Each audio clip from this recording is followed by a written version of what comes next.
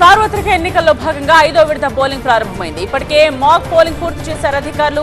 అమేథీ, రాయ్బరేలీ సహా 49 స్థానాల్లో జరిగే ఎన్నికల్లో 695 మంది అభ్యర్థులు బరిలో ఉన్నారు. అమేథీ నుండి బీజేపీ అభ్యర్థి స్మృతి ఇరానీ, రాయ్బరేలీ నుండి కాంగ్రెస్ అగ్రనేత రాహుల్ గాంధీ, లక్నో నుండి రక్షణ మంత్రి రాజ్నాథ్ సింగ్ తమ అదృష్టాన్ని పరీక్షించుకుంటున్నారు. కాసేపటి క్రితమే ప్రారంభమైన 5వ విడత పోలింగ్ సాయంత్రం 5 గంటల వరకు కొనసాగనుంది. యూపీలో 14, మహారాష్ట్రలో 13, బెంగాల్లో 7, బీహార్లో 5, ఒడిశాలో 5, జార్ఖండ్లో 3 స్థానాలకు పోలింగ్ కొనసాగుతోంది. జమ్మూ కశ్మీర్, లడఖ్లో ఒక్కో స్థానానికి పోలింగ్ సాగుతోంది. ఓటర్లు ఇప్పటికే పోలింగ్ కేంద్రాలకు వందలాదిగా తరలి వస్తున్నారు. ఏపీలో పోలింగ్ వేళ జరిగిన అల్లర్లపై సిట్ దర్యాప్తు ముమ్మరం చేసింది. పల్నాడు జిల్లా నర్సరావుపేటలో 2వ రోజు అధికారులు అల్లర్లపై ఆరా తీశారు. గొడవలు జరిగిన ప్రాంతాలను పరిశీలించారు. అక్కడ స్థానికులతో మాట్లాడారు. మున్సిపల్ స్కూల్, మల్లమ్మ సెంటర్లో కార్ తగలబెట్టిన ఘటనపై విచారించారు. ఎమ్మెల్యే ఇంటి పరిసరాలను సిట్ అధికారి సౌమ్యలత స్వయంగా పరిశీలించారు. తిరుపతి జిల్లా చంద్రగిరి టీడీపీ అభ్యర్థి పులివర్తి నానిని విచారించిన సిట్ అధికారులు ఎస్వీ వర్సిటీ పోలీస్ స్టేషన్లో 2 గంటల పాటు అల్లర్లపై ప్రశ్నించారు. అనంతరం మీడియాతో మాట్లాడారు పులివర్తి. కేసుకు సంబంధించిన అంశాలను అడిగి తెలుసుకున్నట్లుగా చెప్పారు. దాడులకు సంబంధించిన సీసీటీవీ ఫుటేజ్లు, ఫోటో ఆధారాలు ఇచ్చినట్లు చెప్పారు. దాడి వెనుక సూత్రధారులను గుర్తించాలని సిట్ను కోరినట్లు తెలిపారు పులివర్తి. పల్నాడులో 144 సెక్షన్ కొనసాగుతోంది. హింసకు కారణమైన నిందితులను గుర్తించి అదుపులోకి తీసుకుంటున్నారు పోలీసులు. గురజాల నియోజకవర్గంలో 192 మందిపై కేసులు నమోదయ్యాయి. అటు చంద్రగిరిలోనూ ఆంక్షలు కొనసాగుతున్నాయి. వీధుల్లో గుంపులుగా తిరగొద్దని హెచ్చరించారు పోలీసులు. చంద్రగిరి సంత కూడా రద్దు చేశారు. అనంతపురం జిల్లా తాడిపత్రిలో సిట్ దర్యాప్తు కొనసాగుతోంది. 8 గంటల పాటు అల్లర్లపై నమోదైన కేసుల వివరాలు పరిశీలించారు. పోలింగ్ ముందు, పోలింగ్ తర్వాత జరిగిన గొడవలకు కారణాలపై పోలీసులు ఆరా తీశారు. గొడవలకు సంబంధించిన సీసీటీవీ ఫుటేజ్లు పరిశీలించారు. ఎమ్మెల్యే కేతిరెడ్డి ఇంట్లో పోలీసులు వ్యవహరించిన తీరుపై వైసీపీ లీగల్ సెల్ నేతలు సిట్కు ఫిర్యాదు చేశారు. పల్నాడు జిల్లా గురజాల నియోజకవర్గంలో పర్యటించింది సిట్ బృందం. పోలింగ్ నాటి అల్లర్లపై సిట్ డీఎస్పీ రమణమూర్తి ఆధ్వర్యంలో పోలీస్ స్టేషన్లో రికార్డ్స్ పరిశీలించారు. దాచేపల్లి, మాచవరం మండలంలో నమోదైన కేసుల వివరాలను తెలుసుకున్నారు. తెలుగుదేశం, వైసీపీ కార్యకర్తలు ఇచ్చిన ఫిర్యాదులపై అధికారులు ఆరా తీస్తున్నారు. ఏపీలో అల్లర్లకు ఏర్పాటైన సిట్ హింసపై ప్రాథమిక నివేదికను సిద్ధం చేసింది. ఇవాళ డీజీపీకి నివేదిక అందించేందుకు రెడీ అయ్యారు. మరోవైపు అల్లర్లు జరిగిన ప్రాంతాల్లో దర్యాప్తు ముమ్మరం చేసినట్లుగా చెప్పారు సిట్ చీఫ్ వినీత్ బ్రిజ్లాల్. పలు కేసుల్లో సెక్షన్లను అదనంగా చేరుస్తున్నట్లుగా చెప్పారు. మరికొంతమంది నిందితులను గుర్తించామన్నారు. పల్నాడులో హింసకు చంద్రబాబే కారణమని ఆరోపించారు. మంత్రి అంబటి అధికారం రాదని చంద్రబాబు హింసను ప్రేరేపించారని అన్నారు. హింసను ఆపడంలో పోలీసులు విఫలమయ్యారన్నారు. ఓటర్లు పోలింగ్ కేంద్రానికి రాకుండా అడ్డుకున్నారని ఆరోపించారు.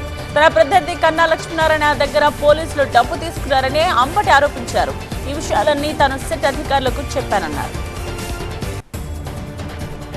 రాష్ట్రంలో సైలెంట్ ఓటింగ్ జరిగిందని, వైసీపీ గెలుపు ఖాయమన్నారు కమలాపురం ఎమ్మెల్యే రవీంద్రనాథ్ రెడ్డి. తిరుమల శ్రీనివాసుని దర్శించుకున్న ఆయన వర్షాలు బాగా కురిసి రాష్ట్రం సుభిక్షంగా ఉండాలని దేవుణ్ణి ప్రార్థించినట్లు చెప్పారు. కాంగ్రెస్ కు రాష్ట్రంలో ఏ పార్టీ విలువ ఉందో అందరికీ తెలుసన్నారు. కడపలో అవినాష్ రెడ్డి భారీ మెజార్టీతో గెలవడం తథ్యమన్నారు రవీంద్రనాథ్ రెడ్డి.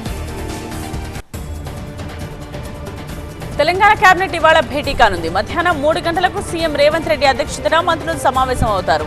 గతంలోనే సమావేశానికి ప్లాన్ చేసిన ఎన్నికల సంఘం అనుమతి నిరాకరించింది. రాష్ట్ర విజ్ఞప్తితో షరతులతో కేబినెట్ భేటీకి అనుమతించిన నేపథ్యంలో మంత్రులు ఇవాళ సమావేశం అవుతున్నారు. ఎన్నికల విధుల్లో ఉన్న అధికారులు సమావేశానికి రావడానికి వీల్లేదని స్పష్టం చేసింది ఈసీ. ఎన్నికల ప్రక్రియ పూర్తయ్యే వరకు ఉమ్మడి రాజధాని, రైతు రుణమాఫీ వాయిదా వేయాలని సూచించింది. హైదరాబాద్ పీజాదిగూడ మున్సిపాలిటీలో హై డ్రామా కొనసాగుతోంది. అవిశ్వాసం నేపథ్యంలో కార్పొరేటర్లను క్యాంపుకు తరలిస్తున్నారు. ఔటర్ రింగ్ రోడ్ లో 50 కార్లతో హంగామా చేశారు. అవిశ్వాసాన్ని నెగ్గి ఎలాగైనా మున్సిపల్ పీఠాన్ని దక్కించుకోవాలన్న కసితో ఉన్న కాంగ్రెస్ అందుకు తగ్గట్టుగా క్యాంపు రాజకీయాలు ముమ్మరం చేసింది. కొందరు బీఆర్ఎస్ కార్పొరేటర్లను బలవంతంగా క్యాంపుకు తరలించేందుకు రెడీ అయినట్లు ఆరోపణలు వినిపిస్తున్నాయి. బీఆర్ఎస్ కార్పొరేటర్లను కిడ్నాప్ చేసేందుకు యత్నించిన కాంగ్రెస్ నేతలపై చర్యలు తీసుకోవాలని డీజీపీని కోరారు బీఆర్ఎస్ ఎమ్మెల్యే హరీష్ రావు. పీచాదిగూడ కార్పొరేషన్ల అవిశ్వాసం నెగ్గేందుకు కాంగ్రెస్ నేతలు కుట్రలు చేస్తున్నారని ఆరోపించారు. కార్పొరేటర్లను కిడ్నాప్ చేసేందుకు ఓటర్ రింగ్ రోడ్ పై 20 కార్లతో వెంబడించి భయపెట్టారని ఆరోపించారు. బీఆర్ఎస్ కార్పొరేటర్లకు భద్రత కల్పించాలని డీజీపీని కోరారు హరీష్ రావు.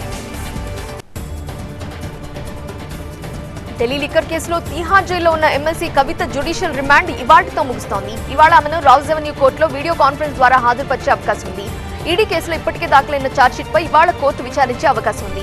అనంతరం ఛార్జ్షీట్ కాపీలను కవితకు అందించనుంది కోర్టు.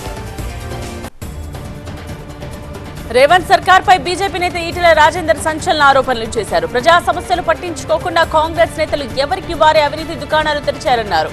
7 నుండి 10% కమిషన్ ఇచ్చిన వారికి ప్రభుత్వం బిల్లులు మంజూరు చేస్తోందని ఆరోపించారు. కాంగ్రెస్ పాలనలో ఆర్థిక ప్రగతి మందగించిందన్నారు.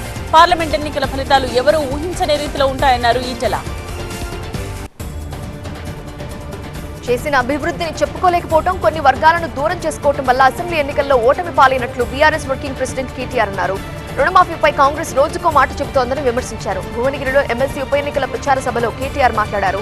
తామిచ్చిన ఉద్యోగాలకు నియామక పత్రాలు ఇచ్చి రేవంత్ రెడ్డి సొంత డబ్బా కొట్టుకుంటున్నారని మండిపడ్డారు. సైబర్ క్రైమ్ పోలీసులు అరెస్ట్ చేసిన మల్కాజ్గిరి కార్పొరేటర్ శ్రవణ్ కుటుంబ సభ్యులను పరామర్శించారు కేంద్ర మంత్రి కిషన్ రెడ్డి. ఫేక్ వీడియో కేసులో అరెస్ట్ అయిన శ్రవణ్ ప్రస్తుతం చెంచల్గూడ జైల్లో ఉన్నారు. శ్రవణ్ అరెస్ట్ పై బీజేపీ శ్రేణులు నిరసన తెలుపుతున్నాయి. ఏం జరిగిందనే విషయాన్ని కుటుంబ సభ్యులను అడిగి తెలుసుకున్నారు కిషన్ రెడ్డి. కర్నూలు జిల్లా ఆదోని మండలం ఇస్వి గ్రామాన్ని అతిసార వణికిస్తోంది. అతిసార కారణంగా ఇప్పటికే 30 మందికి పైగా అనారోగ్యంతో ఆసుపత్రి పాలయ్యారు. అకాల వర్షాలు, రంగుమారిన తాగునీటితో వాంతులు, విరేచనాలతో మంచం పడుతున్నారు. తమకు స్వచ్ఛమైన తాగునీటిని అందించాలని అధికారులను విన్నవిస్తున్నారు. నల్గొండ జిల్లా చిట్యాల మండలం వెలిమినేడు శివారులో భారీగా గంజాయి పట్టుకున్నారు పోలీసులు. పిట్టంపల్లి జంక్షన్ దగ్గర లారీలో తరలిస్తున్న 47 కిలోల గంజాయిని సీజ్ చేసి ఒకరిని అదుపులోకి తీసుకున్నారు. ఓ కార్తో పాటు ఆటోను అదుపులోకి తీసుకుని స్టేషన్ కు తరలించారు. ఒడిశా నుండి హైదరాబాద్, మల్కాజ్గిరి, డూల్పేట్ కు గంజాయి రవాణా చేస్తున్నట్టుగా గుర్తించారు. ఏలూరు జిల్లా తిరుమల చినవెంకన్న ఆలయంలో వైశాఖ మాస బ్రహ్మోత్సవాలు వైభవంగా సాగుతున్నాయి. ఉత్సవాల్లో భాగంగా 2వ రోజు స్వామివారు కాళీయ మర్దన అలంకరణలో భక్తులకు దర్శనమిచ్చారు. యాగశాలలో అర్చకులు పుట్టమన్ను తెచ్చి పాలికల్లో పోసి అంకురార్పణంతో ఉత్సవాలకు శ్రీకారం చుట్టారు. అనంతరం వేదమంత్రాలు, మంగళ వాయిద్యాల నడుమ ధ్వజారోహణం ఘనంగా నిర్వహించారు. తెలంగాణ వ్యాప్తంగా అలుముకున్న క్యూలోనింబస్ మేఘాల కారణంగా భారీ వర్షాలు కురుస్తున్నాయి. హైదరాబాద్ లోని పలు ప్రాంతాల్లో మోస్తరు వర్షం కురిసి వాహనదారులు ఇబ్బందులు పడ్డారు. మరో 4 రోజుల పాటు వాతావరణం చల్లగా ఉంటుందని చెప్తున్నారు ఐఎండీ అధికారులు. చాలా చోట్ల మోస్తరు నుండి భారీ వర్షాలు తప్పవని హెచ్చరించారు. భారత వాతావరణ కేంద్రం చెప్పినట్లుగానే నైరుతి ముందుగానే దేశాన్ని పలకరించింది. రుతుపవనాలు అండమాన్ను తాకినట్లుగా చెప్పింది. ఈ నెల 31 నాటికి కేరళ, జూన్ మొదటి వారం నాటికి రాయలసీమలోకి ప్రవేశిస్తాయని చెబుతోంది. జూన్ 10 నాటికి తెలంగాణను తాకుతాయని చెప్పింది. ఎల్లుండి బంగాళాఖాతంలో అల్పపీడనం ఏర్పడే అవకాశం ఉందని, ఈ నెల 24 నాటికి వాయుగుండంగా మారి భారీ వర్షాలు తప్పవని హెచ్చరిస్తోంది ఐఎండీ. తెలుగు రాష్ట్రాల్లో వర్షాలు కురుస్తూ ఉంటే పంజాబ్, హర్యానా, చండీగఢ్, ఢిల్లీ, రాజస్థాన్లో మాత్రం పానుడు భగ్గుమంటున్నాడు. రోజు రోజుకు పెరుగుతున్న ఉష్ణోగ్రతలతో జనం అల్లాడుతున్నారు. వడగాల్పులతో ఇంటికే పరిమితమవుతున్నారు. ఉత్తరప్రదేశ్, మధ్యప్రదేశ్, ఒడిశా, గుజరాత్లో ఇవాళ ఉష్ణోగ్రతలు మరింత పెరిగే అవకాశం ఉందని హెచ్చరించింది ఐఎండీ. వడగాల్పుల నుండి జాగ్రత్తగా ఉండాలని సూచిస్తోంది. కేరళలో భారీ వర్షాలు భయపెడుతున్నాయి. మరో 2 రోజుల పాటు భారీ వర్షాలు తప్పవని హెచ్చరికలతో ప్రభుత్వం అప్రమత్తమైంది. ఇప్పటికే కురుస్తున్న భారీ వర్షాలతో కొన్ని జిల్లాలకు రెడ్ అలర్ట్ జారీ చేశారు. తిరువనంతపురం, కొల్లాం, అలుప్పజ, ఎర్నాకులానికి ఆరెంజ్ అలర్ట్ జారీ చేశారు. చాలా ప్రాంతాల్లో ఉరుములు, మెరుపులతో పాటు బలమైన ఎదురుగాలులుంటాయని చెబుతున్నారు. తమిళనాడులోనూ భారీ వర్షాలు కురుస్తున్న ఎడతెరిపిలేని వర్షంతో అప్రమత్తమైన ప్రభుత్వం 4 జిల్లాలకు రెడ్ అలర్ట్, 6 జిల్లాలకు ఆరెంజ్ అలర్ట్ జారీ చేసింది. కన్యాకుమారి, తేని, తిరునల్వేలి, తెంకాసి జిల్లాలకు రెడ్ అలర్ట్ ఇచ్చింది. కన్యాకుమారితో తెంకాసిలో వరద ఉధృతికి ఇప్పటికే జలపాతాలకు పర్యాటకులను నిలిపివేశారు. ధర్మపురిలో వాగులు ప్రమాదకరంగా ప్రవహించడంతో 10ల సంఖ్యలో గ్రామాలకు రాకపోకలు నిలిపివేశారు. నిర్మల్ జిల్లా అంజనీ తండాలో ట్రాక్టర్ దొంగిలించాడంటూ పారిశుద్ధ్య కార్మికుడిపై పోలీసులు కేసు నమోదు చేశారు. గ్రామ పంచాయతీ సెక్రటరీ ఫిర్యాదుతో కేసు దర్యాప్తు ప్రారంభించారు. సిద్ధు అనే పారిశుద్ధ్య కార్మికుడికి 5 నెలలుగా జీతం రావటం లేదు. జీతం ఇవ్వాలని సెక్రటరీపై ఒత్తిడి చేశాడు. డబ్బు లేదు, కావాలంటే ట్రాక్టర్ తీసుకో అని చెప్పడంతో కార్మికుడు అదే చేశాడు. దీనిపై ఆగ్రహించిన సెక్రటరీ ట్రాక్టర్ ఎత్తుకెళ్లాడంటూ పోలీసులకు ఫిర్యాదు చేయడంతో కేసు నమోదైంది. దోపిడీ ఉన్నంతకాలం ఎర్రజెండా ఉంటుందన్నారు సిపిఎం నేత తిరుపతిరావు. అసమానతలు తొలగే వరకు ఎర్రజెండా ప్రజలకు అండగా ఉంటుందన్నారు. ఖానాపురం హవేలీ కమిటీ కార్యాలయం ప్రారంభోత్సవం సందర్భంగా మాట్లాడారు. కార్యాలయం ప్రారంభానికి ముందు 2000 మంది కళాకారులు భారీ ర్యాలీ చేశారు. పలు కళారూపాలను ప్రదర్శిస్తూ రామకృష్ణ భవన్ వరకు డప్పు దరువులతో ముందుకు సాగారు. తిరుమలలో భక్తుల రద్దీ భారీగా పెరిగింది. శ్రీవారి దర్శనం కోసం భక్తులు 24 గంటల పాటు పడిగాపులు కాశారు. తెల్లవారుజామున క్యూ లైన్లలో నిలబడిన భక్తులు సాయంత్రమైనా స్వామివారి దర్శనం కాక ఇబ్బందులు పడ్డారు. కిలోమీటర్ల మేర బారుతీరిన భక్తులకు అవసరమైన ఏర్పాట్లు చేసింది టీటీడీ. హైదరాబాద్ లో బంగారం వెండి ధరలు రోజు రోజుకు ఆకాశానంటున్నాయి. 24 క్యారెట్ల 10 గ్రాముల బంగారం 74,620 రూపాయలకు చేరింది. 22 క్యారెట్ల 10 గ్రాముల బంగారం 68,400 రూపాయలు పలుకుతోంది. కిలో వెండి ధర ఏకంగా లక్షకు చేరువగా ఉంది. ప్రస్తుతం 96,500 రూపాయలు పలుకుతోంది. ఇవాళ జరిగే లోక్సభ ఎన్నికల 5వ విడత పోలింగ్ లో పలువురు ప్రముఖులు భవితవ్యం తేలనుంది. రాహుల్ గాంధీ పోటీ చేస్తున్న రాయ్బరేలీ, కేంద్ర మంత్రులు స్మృతి ఇరానీ, రాజ్నాథ్ సింగ్ పోటీ చేస్తున్న అమేథీ, అలాగే లక్నో నియోజకవర్గాలు ఈ దశలో ఉన్నాయి. ముంబైలోని అన్ని నియోజకవర్గాల్లోని ఇవాళ పోలింగ్ జరగనుంది. ఈ ఎన్నికల్లో మొత్తం 695 మంది అభ్యర్థులు బరిలో ఉన్నారు. వీరిలో 82 మంది మహిళలు. పోలింగ్ శాతాన్ని పెంచేందుకు అన్ని రకాల ప్రచార మార్గాలను ఉపయోగిస్తోంది కేంద్ర ఎన్నికల సంఘం. ముంబైలో ఇవాళ జరగనున్న సందర్భంగా ఓటింగ్ శాతం పెంచేందుకు వినూత్న చర్యలు చేపట్టింది. Iconic Bandra Worli sea link పై విద్యుత్ వెలుగులతో సందేశాన్ని ప్రదర్శించింది. 20వ తేదీన అందరూ ఓటింగ్ లో పాల్గొనాలని మరాఠీలో ఉన్న సందేశం అందరినీ ఆకట్టుకుంది. బెంగాల్ సీఎం మమతా బెనర్జీ తన ఓటు బ్యాంక్ రాజకీయాల కోసం రామకృష్ణ మిషన్, భారత్ సేవాశ్రమ్, ఇస్కాన్లను బెదిరిస్తున్నారని ప్రధాని నరేంద్ర మోదీ ఆరోపించారు. బెంగాల్ ఎన్నికల్లో టీఎంసీ బెదిరింపులు హద్దు దాటిపోయాయని అన్నారు. బెంగాల్లోని పురూలియాలో బీజేపీ ఎన్నికల సభలో ప్రధాని మాట్లాడారు. ప్రజాసేవ చేయడమే లక్ష్యంగా పనిచేస్తున్న ఈ సంస్థలపై వేలెత్తి చూపడానికి ఎంత ధైర్యమని ప్రధాని నిలదీశారు. తమ పార్టీని అణచివేసేందుకు ఆపరేషన్ జాడూను బీజేపీ చేపట్టిందంటూ ఢిల్లీ సీఎం అరవింద్ కేజ్రీవాల్ ఆరోపించారు. ఎన్నికల తర్వాత ఆప్ బ్యాంకు ఖాతాలు స్తంభింప చేస్తారని అన్నారు. ఆప్ కార్యకర్తలు జైల్ భరో కార్యక్రమంలో భాగంగా ఢిల్లీ బీజేపీ కార్యాలయానికి రావడంతో పోలీసులు భద్రతని కట్టుదిట్టం చేశారు. పలువురు కార్యకర్తల్ని పోలీసులు అదుపులోకి తీసుకున్నారు. దీన్ దయాళ్ ఉపాధ్యాయ మార్గంలో 144 సెక్షన్ విధించారు. పిఓకే భారతదేశానిదనని, దాన్ని ఖచ్చితంగా స్వాధీనం చేసుకుంటామని మరోసారి ప్రకటించారు కేంద్ర హోంమంత్రి అమిత్ షా. ఆర్టికల్ 370 రద్దు చేస్తే కశ్మీర్లో రక్తం ఓడుతుందని రాహుల్ గాంధీ అనడాన్ని తప్పుపట్టారు. అక్కడ కనీసం రాయి విసిరే సాహసం కూడా ఎవరూ చేయడం లేదని తెలిపారు. యూపీలోని ప్రయాగ్రాజ్ సభలో అమిత్ షా ఈ వ్యాఖ్యలు చేశారు. యూపీలోని పూల్పూర్లో కాంగ్రెస్ నేత రాహుల్, సమాజ్వాదీ నేత అఖిలేష్ యాదవ్ నిర్వహించిన ర్యాలీలో తొక్కిసలాట జరిగినంత పనైంది. దీంతో ఇద్దరు నేతల ప్రసంగాలు చేయకుండానే వెనుదిరిగారు. భారీగా వచ్చిన జనం సభా ప్రాంగణంలో ఏర్పాటు చేసిన బ్యారికేడ్లు వెరక్కొట్టి సభావేదికపైకి ఎక్కేందుకు ప్రయత్నం చేశారు. వారిని నిలువరించడంలో పోలీసులు విఫలమయ్యారు.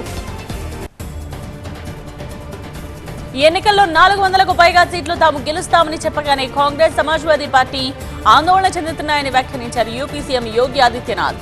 తమ స్వరం దేశమంతా ప్రతిధ్వనిస్తోందని అన్నారు. ఇవి రామభక్తులు, రామద్రోహుల మధ్య జరుగుతున్న ఎన్నికలని తెలిపారు. ఓట్ల కోసం సమాజ్వాదీ పార్టీలు తిరుగుతున్నారని, ఎన్నికలయ్యాక వాళ్లు కనిపించారని యోగి ఆదిత్యనాథ్ విమర్శించారు. ప్రధాని మోదీ ఎన్నికల కోసమే తరచూ బీహార్ వస్తున్నారని విమర్శించారు. లాలూ ప్రసాద్ యాదవ్ పెద్ద కుమారుడు, ఆర్జేడీ నేత తేజ్ ప్రతాప్. ఆయన ఎన్నిసార్లు వచ్చినా ఎటువంటి ప్రయోజనం ఉండదన్నారు. ప్రధాని వచ్చినప్పుడల్లా బీహారీలను తిట్టడమే పనిగా పెట్టుకున్నారని విమర్శించారు. ఎన్నికల్లో ఇండియా కూటమి విజయం సాధిస్తుందని తేజ్ ప్రతాప్ ధీమా వ్యక్తం చేశారు. ఈ ఎన్నికల్లో బీజేపీ 300 సీట్లు సాధిస్తుందా, 400 సీట్లు సాధిస్తుందా అనేది కీలకమన్నారు అస్సాం సీఎం హిమంత బిశ్వ శర్మ. బెంగాల్లోని సందేశ్కరిలో ఆయన ప్రచారం నిర్వహించారు. ఖచ్చితంగా 400 సీట్లు రావాల్సిందేనని ఓటర్లకు బిశ్వ శర్మ పిలుపునిచ్చారు. రవీంద్రనాథ్ ఠాగూర్, వివేకానంద, బకీం చంద్ర జన్మస్థలమైన బెంగాల్ను నేడు మమతా బెనర్జీ షేక్ షాజహాన్ భూమిగా మార్చారని మండిపడ్డారు. రాజకీయాల్లోనూ సత్తా చాటుతానని ధీమా వ్యక్తం చేశారు కంగనా రనౌత్. నటిగా ఎన్నో అవార్డులు, పద్మశ్రీ బిరుదు అందుకున్న తాను ఎన్నికల్లో గెలిచి MP of the year award అందుకుంటానని చెప్పారు. మోదీ గ్యారంటీలను తాను సీరియస్ గా తీసుకుంటానని, పార్టీ మార్గదర్శకాలను కఠినంగా అనుసరిస్తామని చెప్పారు. హిమాచల్ ప్రదేశ్ మండి నుండి లోక్సభకు పోటీ చేస్తున్నారు కంగనా. బెంగళూరు వర్సెస్ చెన్నై మ్యాచ్ ని స్టేడియంలో చూశారు హీరో రిషబ్ శెట్టి. అక్కడ West Indies star player Chris Gayle తో కలిసి ఫోటో తీసుకున్నారు. ఐపీఎల్ మ్యాచ్ ని స్టేడియంలో కూర్చొని నేరుగా చూడటం ఇదే మొదటిసారి అని చెప్పారు రిషబ్. ఆయన హీరోగా నటిస్తూ దర్శకత్వం వహిస్తున్న కాంతారా ప్రీక్వెల్ సెట్స్ మీద ఉంది. గువాహటిలో జరిగిన ఐపీఎల్ 17 లీగ్ ఆఖరి మ్యాచ్ వర్షానికి అర్పితమైపోయింది. రాజస్థాన్, కోల్కతా జట్ల మధ్య జరిగిన మ్యాచ్ వర్షం కారణంగా రద్దయింది. దీంతో రెండు జట్లకు చెరో పాయింట్ కేటాయించారు. 60 పాయింట్ల పట్టికలో హైదరాబాద్ రెండో స్థానంలో ఉంది. ఈ నెల 21న అహ్మదాబాద్ వేదికగా కోల్కతా హైదరాబాద్ జట్ల మధ్య ఫస్ట్ క్వాలిఫైయర్ మ్యాచ్ ఉంటుంది. 22న అహ్మదాబాద్ వేదికగా రాజస్థాన్ బెంగళూరు జట్ల మధ్య ఎలిమినేటర్ మ్యాచ్ ఉంటుంది.